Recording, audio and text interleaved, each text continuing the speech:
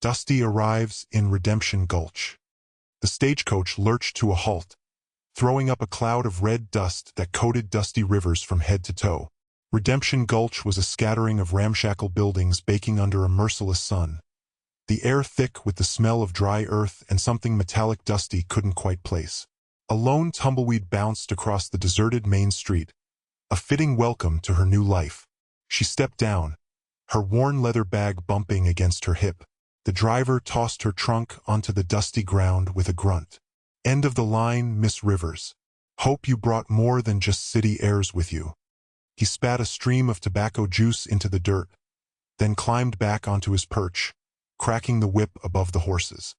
The stagecoach rattled away, leaving Dusty alone in the oppressive silence. A man emerged from the shadowed doorway of what looked like a general store.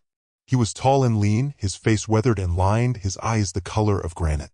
He wore a worn leather vest over a faded blue shirt, and a wide-brimmed hat shielded his face from the glare. "You must be Miss Rivers," he said, his voice low and gravelly. "I'm Jedediah Stone, foreman at the Ironwood Ranch." He didn't offer a smile, just a curt nod. "Mr. Ironwood sent me to fetch you." Dusty straightened her shoulders, brushing ineffectually at the dust clinging to her dress.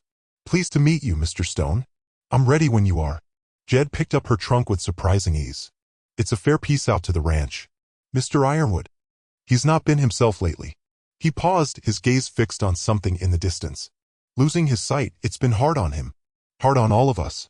They rode in silence in a battered buckboard, the landscape unfolding in a panorama of scrub brush, cacti, and distant, jagged mountains. Dusty tried to imagine what it must be like to lose your sight, to have the world shrink to the confines of your own mind. She'd read about Cyrus Ironwood, of course, the self-made cattle baron, the man who had carved an empire out of this unforgiving land. The newspapers had painted him as a ruthless and indomitable figure. Now, she was supposed to care for that man, a man stripped of his power and his sight. As they approached the ranch, a sprawling collection of buildings huddled around a central courtyard, Jed spoke again. He's a proud man, Miss Rivers. Don't take his words to heart. He's just lashing out." Dusty swallowed, a knot forming in her stomach. "I understand, Mr. Stone. I'll do my best." The house was large and imposing, built of rough-hewn stone. Inside, it was surprisingly dark and cool, a welcome respite from the harsh sunlight. Jed led her down a long hallway to a closed door. "He's in here. I'll leave you to it." He set her trunk down with a thud and disappeared down the hall. Dusty took a deep breath and knocked. "What is it?" A voice barked from within, rough as gravel on metal. "It's Dusty Rivers, Mr. Ironwood. Your nurse." There was a long silence, then a heavy sigh. "Come in." She opened the door and stepped inside. The room was dimly lit, the curtains drawn tight against the afternoon sun. Cyrus Ironwood sat in a large armchair, his back to the window. His face was in shadow, but Dusty could see the rigid set of his shoulders, the clenched fists resting on his knees. He was a large man, even seated, with a powerful frame that seemed ill-suited to confinement. "So, they sent me a girl," he said, his voice laced with disdain. "Thought I needed a wet nurse, did they?" Dusty walked further into the room, her gaze unwavering. "I'm a registered nurse, Mr. Ironwood, and I assure you I'm perfectly capable of handling your care." He turned his head, his sightless eyes fixed somewhere beyond her. "My care? What care could you possibly provide? I'm blind, girl. Blind and useless. I can help you adjust, Mr. Ironwood. Help you learn to navigate your surroundings, to regain some independence." He let out a short, bitter laugh. "Independence? I built this ranch with my own 2 hands. I tamed this land. And now I can't even find my way to the outhouse without stumbling over a rock. Independence is a luxury I can no longer afford." Dusty stepped closer, her voice soft but firm. "It may be different, Mr. Ironwood, but it doesn't have to be the end. I'm here to help you find a new way." He remained silent for a long moment, his face still hidden in shadow. Then he spoke, his voice barely a whisper. "Get out." Dusty didn't move. "I'm not going anywhere, Mr. Ironwood. I was hired to care for you, and that's what I intend to do. I don't want your care. I don't want your pity. Just leave me alone." "I can't do that, sir." Dusty stood her ground, her gaze fixed on the unseeing eyes that stared blankly ahead. "But I will give you this. I will not pity you. I will only help you." The silence stretched between them, thick and heavy. Finally, Cyrus Ironwood turned his head away, his jaw tight. "Then get started," he growled. "And try not to get in my way. The Ironwood mine tragedy. The air tasted of metallic grit, a rusty tang that coated Cyrus Ironwood's tongue. Younger then, his back unbowed by years of toil, he tracked the seams of or that laced the rock face. His fingers, years from developing their persistent tremor, traced the cold, weeping stone. Set the charge there, Jed, he bellowed, the sound amplified by the cavern's immensity. Richest yields running right along that fissure. Jedstone, a dark shape haloed by the lamplight, gave a curt nod, his movements pared down to the essentials. A man of few pronouncements, Jed held Cyrus's implicit faith as firm as the ground underfoot. He possessed an almost innate understanding of this mine, this landscape, rivaling even Cyrus's. Think she'll hold, Cy? Jed's voice, a low rasp, barely cut through the drill's clamor. Cyrus spat a dark stream. Always has. This ground, she's unyielding. Just like the old man used to say. A shadow flickered across his face. Besides, we're close to tapping that western lode. Enough iron to keep us solvent for a decade yet. Jed offered no reply, merely adjusted his lamp, resuming his task. Cyrus watched him, a silent camaraderie binding them. Men of the earth, both attuned to its subtle rhythms, its subterranean whispers. Hours dissolved into a blur, punctuated only by the drill's incessant thrum and the echoing plink of water. Cyrus navigated the mine with ingrained grace, his boots finding purchase on the uneven floor. He felt the drill's vibrations resonating in his bones, could almost inhale the ore's concentrated essence. This mine, this land, pulsed within him. Then, oblivion. Not a gradual creep, but a cataclysmic eruption that ripped through the mine with elemental fury. The ground lurched violently, flinging Cyrus against the unforgiving rock. A roar, deafening and absolute, a flash of unbearable brilliance, and then silence. He regained consciousness amidst a chorus of screams, the stench of scorched rock mingling with an acrid reek that stung his throat. He attempted to rise, but a lance of agony shot through his leg. His hand found slick warmth. Jed, he croaked, his voice a ravaged whisper. Jed, are you there? Only silence answered. The explosion's echo still reverberated in his skull. He struggled upright, ignoring the pain's relentless assault. He lurched forward, hands outstretched, feeling his way through the suffocating dark. And then he knew he couldn't see. A shard of icy panic pierced through the haze. He scrabbled at his eyes, desperate for a glimmer, any illumination. But there was nothing. Only an all-consuming, impenetrable void. Jed, he screamed again, his voice ragged with terror. A choked cough drifted back. Cyrus homed in on the sound, his hands scraping against the rough-hewn stone. He located Jed, trapped beneath a fallen timber, his face masked with grime and blood. Cyrus! Jed gasped, his voice a thread. The blast, west pocket. Cyrus knelt beside him, his hands trembling uncontrollably. Hold on, Jed. I'll get you clear. He heaved against the beam, his muscles screaming in protest. It remained unyielding. Don't waste your strength, Jed rasped. Get out, fetch help. Cyrus ignored him. He strained harder, refusing to acknowledge the searing fire in his leg, the creeping tendrils of despair. He had to free Jed. He had to salvage the mine. He had to save himself. But the beam held fast. And the darkness was closing in, absolute and final. Nursing a grumpy giant, the spoon, laden with the pungent tonic, stalled before a barricade of tightly sealed lips. Keep that foul concoction away from me, girl. The cavernous shaft amplified Cyrus's gruff pronouncement, each syllable a vibration against Dusty's ribs. Undeterred, she maintained her grip, the medicine's cloying aroma invading her senses. It's for the agony, Mr. Ironwood. Doctor's directive. Agony's my sole companion now. Don't you dare rob me of it. He averted his face, a corded vein pulsing visibly at his temple. The lantern's glow sculpted harsh lines across his weathered features, emphasizing the acrimony bracketing his mouth. Dusty released a weary sigh. She'd been warned he presented a challenge. An understatement, she thought. He was a wounded beast, snapping at any offer of aid. Just a meager dose. Please, sir? I refuse. With a swift movement, he batted at the spoon, the viscous liquid arcing through the air to splatter against the rock wall. It trickled down like dark tears in the flickering light. Dusty recoiled, startled. Mr. Ironwood, you're prolonging your discomfort. I'm here to expedite your recovery. A rasping chuckle resonated deep within him. Recovery? From what remains? My sight is gone. My livelihood probably drowned. My existence. His voice petered out, the fight seemingly leached from his frame, leaving behind only a profound emptiness.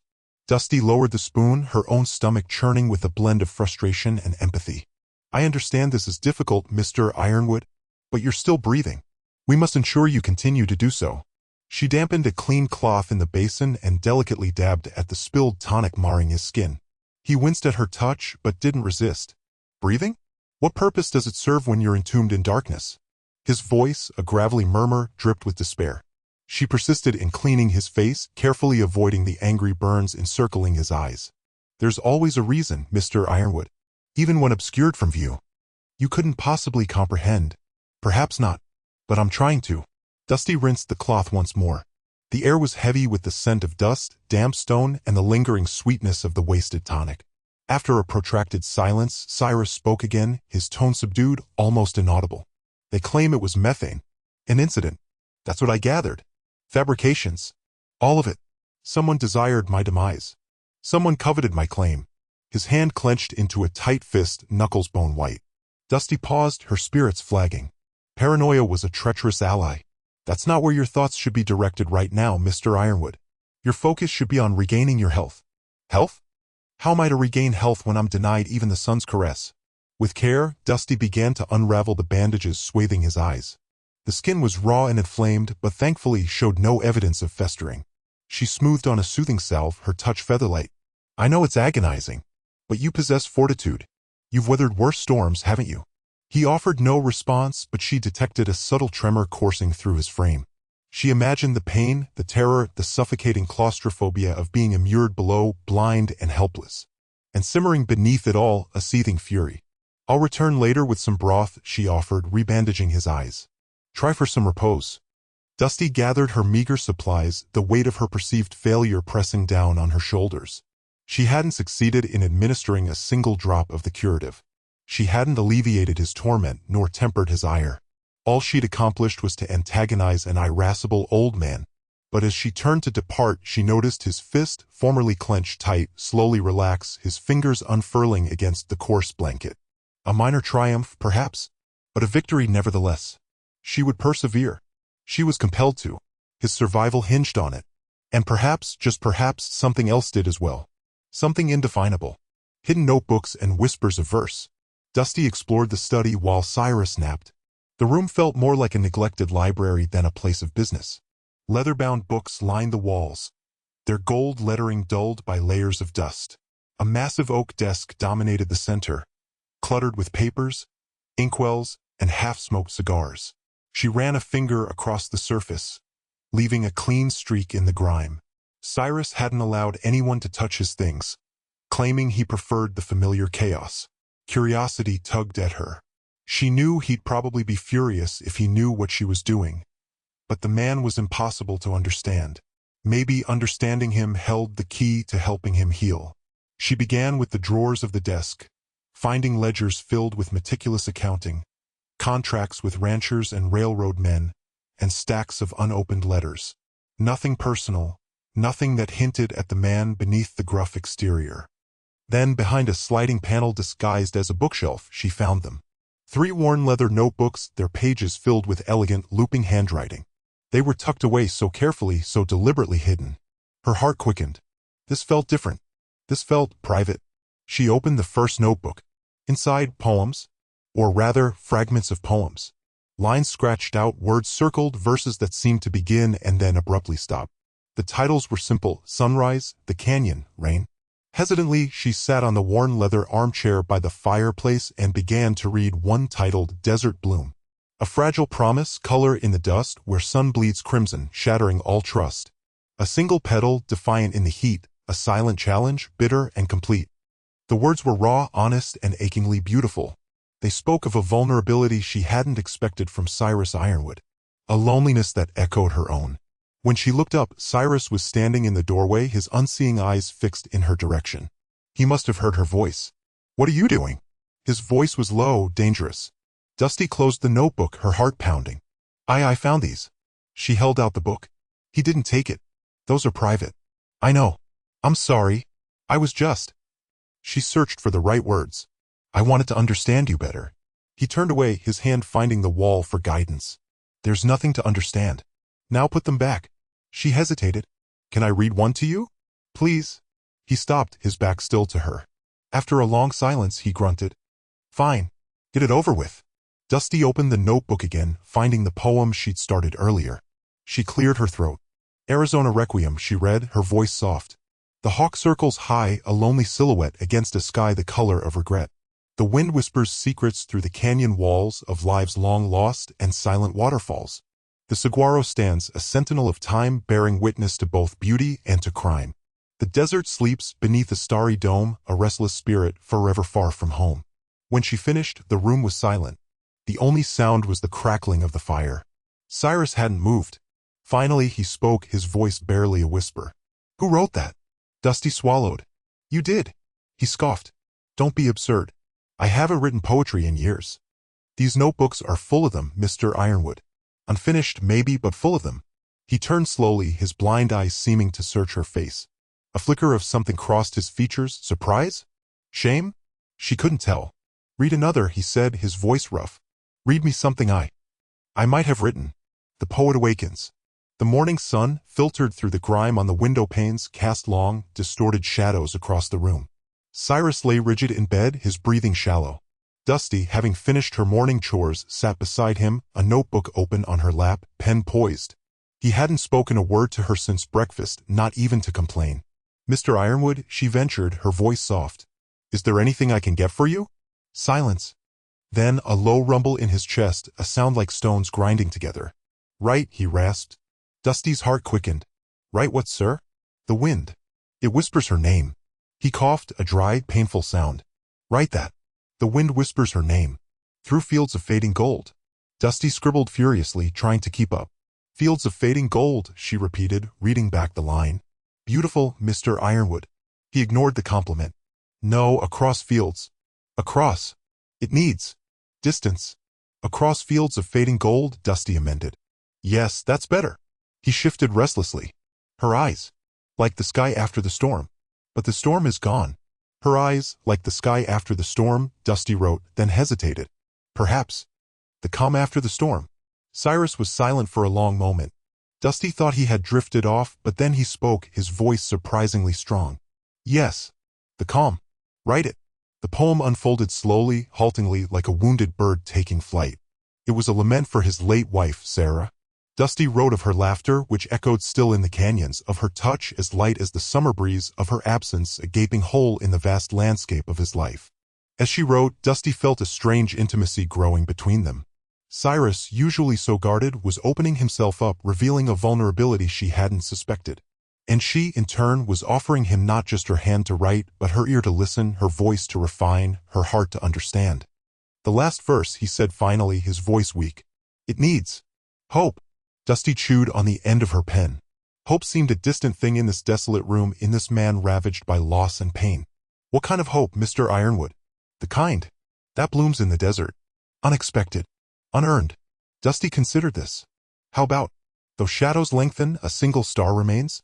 Cyrus frowned. "Too sentimental. Too easy." "All right," Dusty said, undeterred. "What about, the desert blooms, though watered only by tears?" He was silent again, then a ghost of a smile touched his lips. "Better," he conceded. "But change tears to sorrow. Sorrow is the richer word." Dusty made the change. "The desert blooms, though watered only by sorrow." She read the entire poem aloud, her voice clear and resonant. When she finished, the room was filled with a heavy silence. Cyrus sighed, a long, drawn-out sound. "Read it again." She did, and this time, as she spoke the words, she saw not just the poem, but the man behind it. The grief, the longing, the flicker of hope that refused to be extinguished. And she understood with a sudden clarity that Cyrus Ironwood was not just a bitter old man, but a soul in torment, seeking solace in the only way he knew how, through the power of words. When she finished the second reading, Cyrus reached out a trembling hand. Dusty hesitated, then placed her own hand in his. His grip was surprisingly strong. "Thank you," he whispered, his voice hoarse. "For listening. For understanding." Dusty squeezed his hand gently. "It was my pleasure, Mr. Ironwood." And she realized, with a surprising surge of emotion, that it was. Whispers and jealousy in Redemption Gulch. The stale air of the Ironwood mansion hung heavy, thick with the scent of dust and disinfectant. Maggie, ostensibly delivering a pie she'd baked for Cyrus, lingered near the study door. Through the crack, she heard Dusty's gentle voice, a stark contrast to Cyrus's gruff replies. "Just a few more steps, Mr. Ironwood. That's it. Feel the wall with your hand. Cyrus grumbled. I can feel the blasted wall just fine. It's been there for 50 years. What I can't feel is the ground, thanks to. He trailed off, the bitterness palpable even from behind the door. Don't push yourself too hard, Dusty cautioned. We can always try again later. Maggie's ears perked up. Try again? Try what again? She strained, picturing Dusty's hands on Cyrus, guiding him, touching him. A knot tightened in her stomach. Cyrus, a man who'd always seemed as unyielding as granite, submitting to the ministrations of this slip of a girl. Later, Cyrus scoffed. Later, I'll be back in that godforsaken chair, staring at the inside of my eyelids. So, let's get it over with. The conversation continued, snippets of instructions, muffled footsteps, and Cyrus's increasingly frustrated sighs. Maggie's imagination filled in the blanks, painting a picture she didn't like. She slammed the pie onto the nearby table, the thud echoing in the silent hallway, and stomped back to Redemption Gulch. The saloon was already buzzing when she arrived. Smoke hung in the air, thick enough to taste, and the piano player hammered out a jaunty tune. Maggie planted herself behind the bar, polishing glasses with unnecessary force. Evenin', Maggie, drawled Hank, the blacksmith, sidling up to the counter. Something got your dander up? Maggie forced a smile. Just a long day, Hank. What'll it be? She served him his whiskey, but her mind was already churning. She needed to gauge the town's perception of Dusty and Cyrus. A few carefully placed words, a raised eyebrow, a suggestive pause. That's all it would take. Heard Ironwood's got himself a nurse, she said casually, wiping down the counter in front of Hank. Yep, Hank replied, taking a swig of his drink. Name's Dusty, I think. Pretty little thing. Maggie chuckled, a low, throaty sound. Pretty, all right. A little too pretty, if you ask me, for a man who can't see. Hank frowned, confused. What's that supposed to mean, Maggie? She leaned closer, lowering her voice. Well, you know Cyrus. Never been one for charity. Makes you wonder what a slip of a girl like that is doing up there, tendin' to a blind, rich man. She let the implication hang in the air, heavy and unspoken. Hank's eyes narrowed. You thinkin'? Maggie shrugged, feigning innocence. I'm just sayin', it's mighty peculiar, and folks should keep their eyes open, especially with all that Ironwood money just lyin' around. The seed was planted. Over the next few hours, Maggie repeated the performance, tweaking the narrative, adding subtle insinuations. To Clara, the dressmaker, she hinted at Dusty's expensive clothes and the rumors of Cyrus's loneliness. To Old Man Peabody, she mentioned the will and how easily a desperate young woman could manipulate a blind man. By the time Dusty ventured into town the next day for supplies, the atmosphere had shifted. The friendly nods she'd received upon her arrival were replaced with sidelong glances and whispered conversations that ceased abruptly as she approached. The butcher, who'd previously offered her the choicest cuts, barely made eye contact, slapping a package of stew meat onto the counter with a grunt. As she walked back to the mansion, the weight of their judgment pressed down on her. She could feel their eyes on her back, hear the whispers carried on the wind. Gold digger, opportunist, hussy. Maggie's web of jealousy and suspicion had spun its sticky threads around Redemption Gulch, and Dusty was caught in its center. Poetry reading and a change of heart. Dusty grappled with a faded banner that announced, "An evening with Cyrus Ironwood." Its lettering sagged, mirroring her own weariness. She'd bartered a pie with Mrs. Gable for the relic, plucked from the general store's dusty recesses. The town hall reeked of flat beer and faded dreams, yet Dusty was intent on transforming it into a space worthy of Cyrus's verse. She smoothed out wrinkles on the flimsy tablecloth destined to drape his makeshift stage, carefully angling a lone lamp to bestow a welcoming radiance. Will anyone even bother? She wondered, a chill accompanying the thought. Redemption Gulch rarely embraced artistic endeavors. Cyrus, sequestered in his grand home, was perceived as a morose figure, haunted by his accident. And Maggie Malone tirelessly propagated the narrative of him being a callous miser.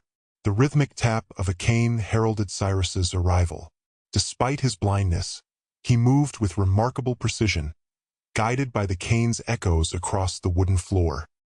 He was clad in a navy suit, impeccably tailored, his usually disheveled hair now neatly arranged. Dusty. His voice resonated, a deep timbre that stirred within her. Describe the atmosphere for me. Almost ethereal, she replied, attempting to instill enthusiasm. It just needs an audience. He offered a mirthless chuckle. I wouldn't expect one. They're likely too engrossed in their coffers to lend their ears to tales of lost love and shattered ambition. Have faith, Cyrus. They might surprise you. As if summoned, the doors swung inward. Maggie Malone stalked in, her Stetson shading her features. Her gaze swept the room, sharp and calculating, finally landing on Cyrus. Ironwood, she drawled, her voice cutting through the silence. Curiosity got the better of me. Thought you'd be too busy lamenting your sight to scribble doggerel. Cyrus tensed, his grip tightening on his cane. Dusty gently touched his arm. Maggie, thanks for coming. A trickle of attendees followed. Miners still coated in grime, shopkeepers with world-weary smiles, and even Mrs. Gable, cradling a half-eaten apple pie. The hall soon filled, humming with anticipation. Dusty escorted Cyrus to the table, his hand betraying a slight tremor as he reached for the stack of Braille pages.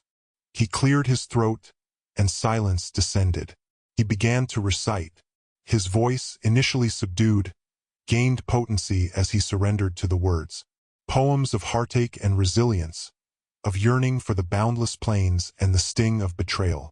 Verses that explored shadow, yet also the delicate flicker of hope. Dusty observed the faces before her. Maggie, unexpectedly, was leaning forward, her habitual smirk replaced by keen interest. Miners, seemingly untouched by emotion for years, dabbed at their eyes. Mrs. Gable openly wept, clutching her pie as if it were a source of solace. Cyrus concluded his final piece, a poignant meditation on the transience of beauty, and the hall remained suspended in breathless quiet. Then, a lone hand clap resonated, succeeded by another and another, until the room erupted in tumultuous applause. Cyrus stood tall, a subtle smile gracing his face. Blinded, he couldn't witness the ovation, but he felt its collective warmth envelop him. Afterward, people queued to offer congratulations, their praise genuine and heartfelt. Even Maggie Malone approached, her expression softened. Ironwood, she conceded, her tone unusually subdued. That was quite something. I underestimated you. She paused, then extended her hand. Perhaps my judgment was flawed. Cyrus grasped her hand, a faint smile playing on his lips.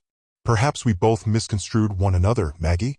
As the throng dispersed, Dusty watched Cyrus, a renewed vitality illuminating his features. He was no longer merely the embittered, withdrawn cattle baron. He was a poet, a weaver of tales, a man who had stirred the souls of an entire community. And maybe, just maybe, the healing had begun. Thank you, Dusty, he murmured, turning towards her. For believing in me. Dusty smiled, her heart buoyed by a warmth she hadn't experienced in ages. Redemption Gulch remained a hardscrabble place, but tonight it felt less forsaken, a little more redeemed. Thornton's offer and a town divided. Before the dust devils stirred up by Thornton's buckboard had even settled, he was hammering on Cyrus Ironwood's door, reeking of expensive cologne and impatience. Startled, Dusty nearly fumbled the eye drops she was mixing. Ironwood, I know you're in there, he roared, his voice a gravelly rasp. Seated by the window, his face bathed in the morning light, Cyrus remained unmoved. Dusty, be a dear and see who's making such a racket. Sounds like a badger with a toothache. Dusty opened the portal to find a man whose bespoke suit seemed ludicrously out of place amidst the rough-hewn buildings of Redemption Gulch. He brushed past her, his gaze sweeping the room with unconcealed disdain. So, you're the sightless bard, Thornton sneered, his lip curling into a sneer. Reginald Thornton. I'm here regarding your property. Cyrus inclined his head slightly.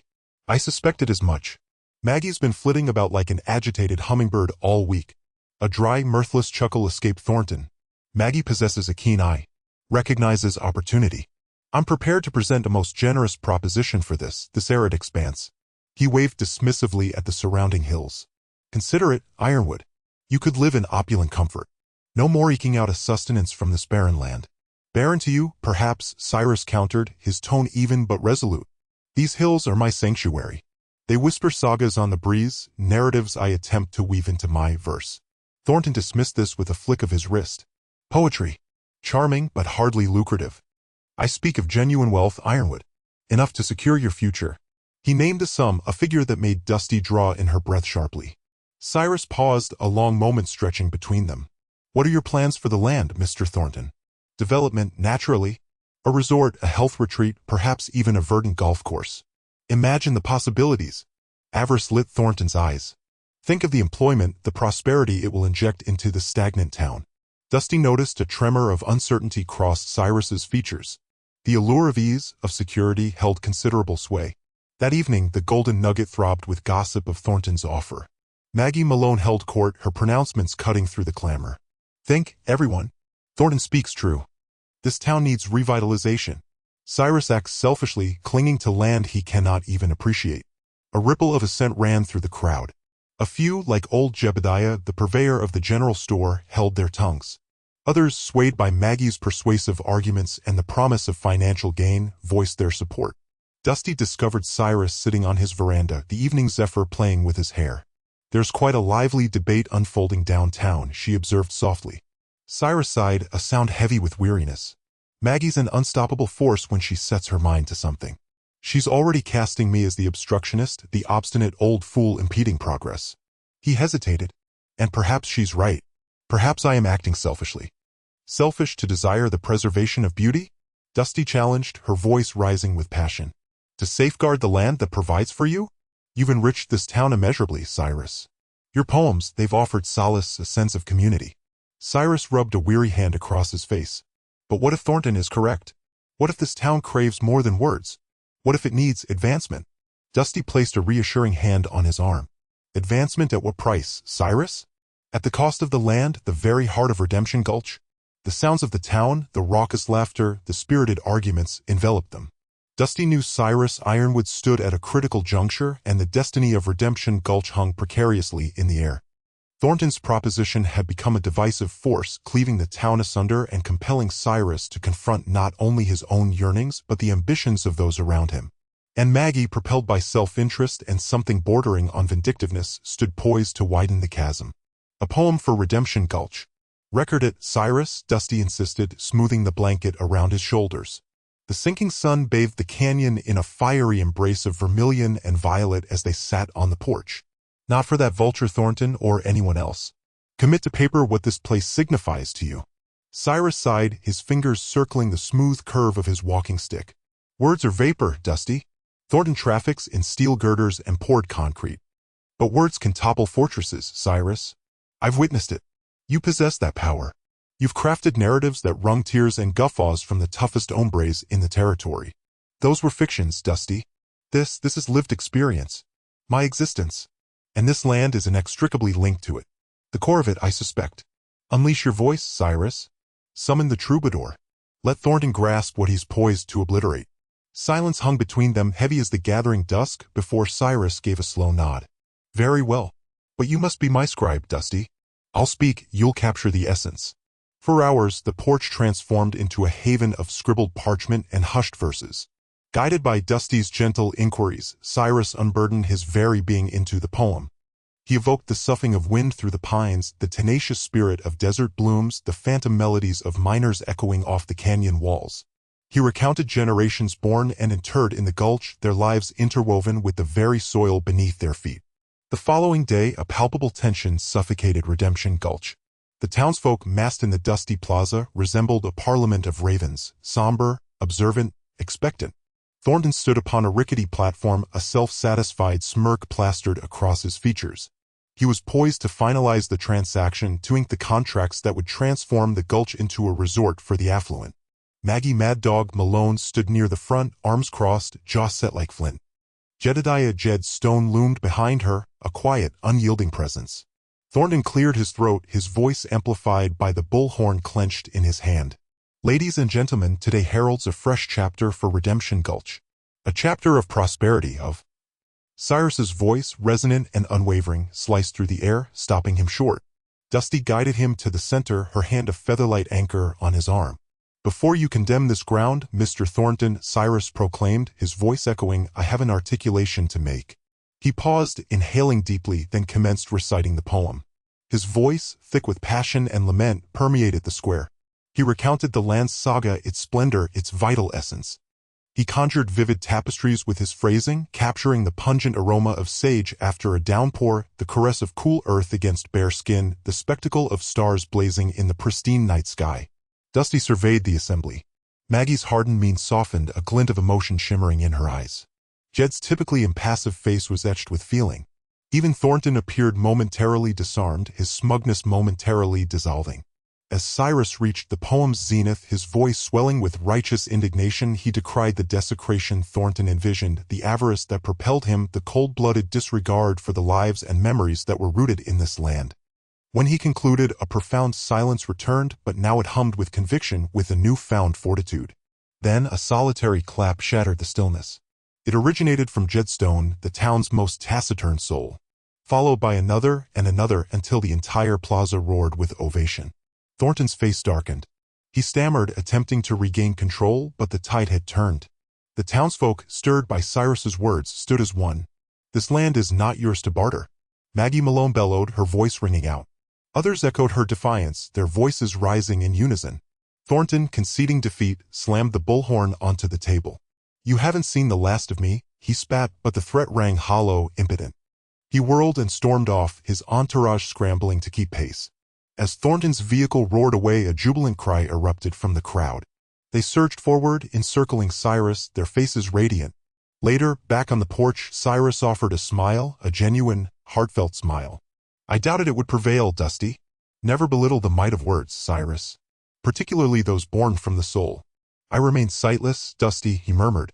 "No," Dusty responded, "but you perceive with greater clarity than ever before." He reached out, his hand meeting hers. "Then perhaps," he proposed, "we should pen another verse. Together." And thus, beneath the silent watch of the heavens, they recommenced, their voices entwining in the gloaming, crafting new narratives of Redemption Gulch, their bond strengthened, the land secured, at least for now, in the safekeeping of those who cherished it.